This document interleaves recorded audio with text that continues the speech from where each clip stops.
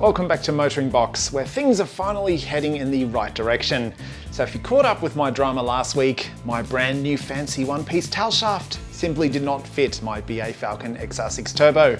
So I sent the stock two-piece tailshaft away, and it has been fully reconditioned by Hardy Spicer. So why did this thing need to be reconditioned? Well, let's quickly recap. Common Falcon problem from, say, BA Falcon onwards is that the center bearing here is going to flog out with time. Now, manual cars can exacerbate things, I believe, so that is a common point of failure. So the center bearing was shot, and Hardy Spicer also recommended replacing this center uni joint as well. So they've done both of those things. They've given this thing a fresh lick of paint. The CV joint on the back, they assured me, is okay. Same with this flexible coupling here on the front. So this shaft should be ready to go. I have noticed as well, this tail shaft is sporting a couple of weights. There's a little one up here near the front, and then there's a larger one and a medium-sized one down here on the second section. So hopefully they've done a top job on balancing this whole thing up. So that's the job for today. We're gonna slap this one back in. So this should be a fairly simple job. I've already got the flexible coupling here all torqued up to spec with the 6 bolts which run around there.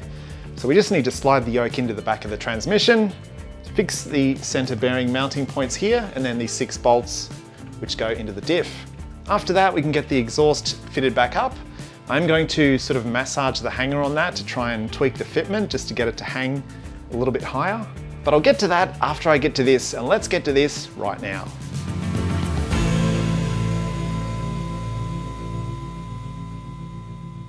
All right, so I'm gonna get this tail shaft lifted up into place. We're gonna slip the yoke into the transmission. And then next, so it doesn't fall on my head, I'm going to get this center bearing loosely bolted in.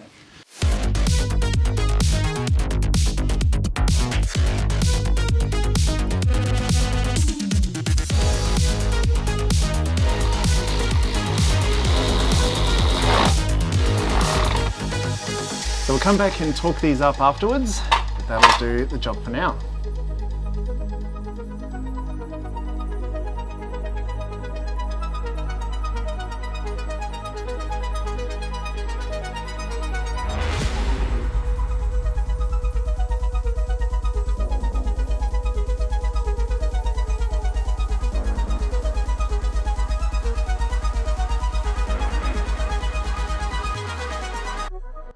All right, shaft is in.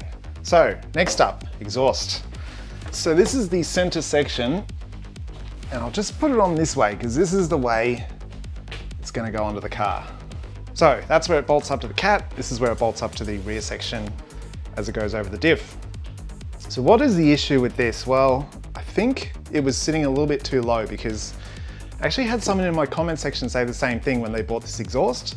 It's actually banging underneath the diff somewhere. So I think it's because it sits too low and it's kind of banging on something which is under the car. So there's a little hanger here on the back, and I've basically hammered it down so that the exhaust will sit up a little bit higher. So I'm hoping that is going to do the job. If it doesn't, well, I might have to rip it out again and hammer this down a bit more, or maybe hammer the hangers on the back to get them to sort of lift up a little bit as well. I've also gone and used some of this RTV high temp sealant. It's like a gasket maker as well on the center join. Not that it was leaking, but I had a few people say this is a really good idea to use in conjunction with the gasket. So when I do install this thing, I will also use this on the part that bolts to the cat and also the part that bolts to the rear here. So we're in the home stretch. This stuff, I think, needs 24 hours to cure. So we're probably not going to be driving the car today. That'll give me a chance to do some more things here before we get it out on the road. So let's get to it. So this stuff smells pretty horrendous. And it also doesn't look that great if you get it seeping out between the gaps. But if you want to make sure your exhaust is sealed, use it. So I like to put this stuff on nice and thick, just so you're definitely not going to get any leaks out of it. I'm going to put the hanger on the back and then we'll sort out the front section.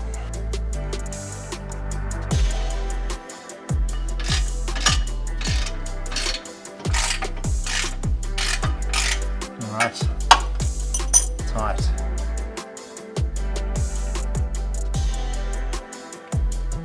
Would be very surprised if that leaked.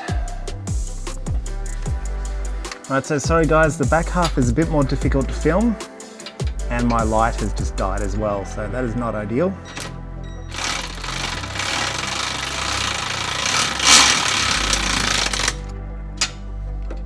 So I've given up on using the RTV sealant on this one just because I simply couldn't really get in there once I bolted the front half up. So not ideal, but last time this section didn't leak, so I trust that existing gasket is still going to work.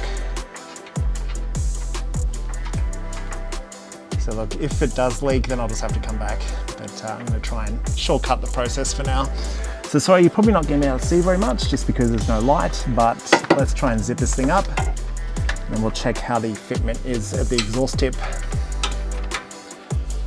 All right, so we've got our tail shaft bolted up, we've got our exhaust bolted up again, and I've got it aligned as good as I can. It doesn't seem to be hitting on anything anymore. So we'll throw the wheels back on it, we'll get this thing back down on the ground, and then we're done for the day.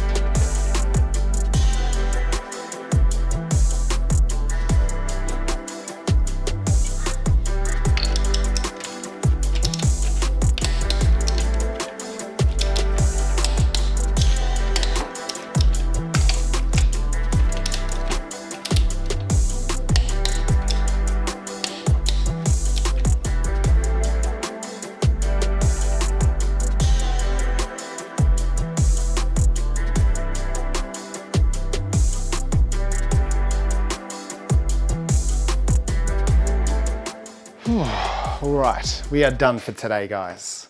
So, run out of time, so I'm not going to be able to take this thing out for a cruise, for a test, but I have faith in it. I think Hardy Spicer are a well-renowned brand when it comes to reconditioning tail shafts, and also they make CV joints and uni joints and all that.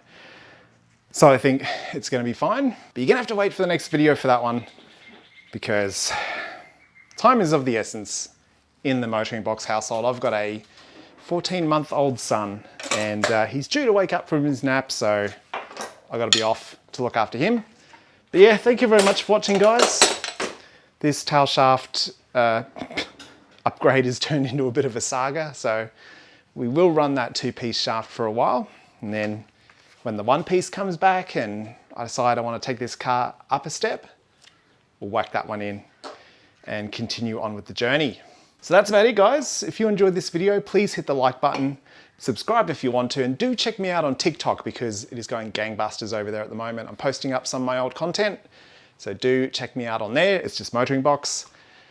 And yeah, thank you very much for your support as always. I'll see you next time.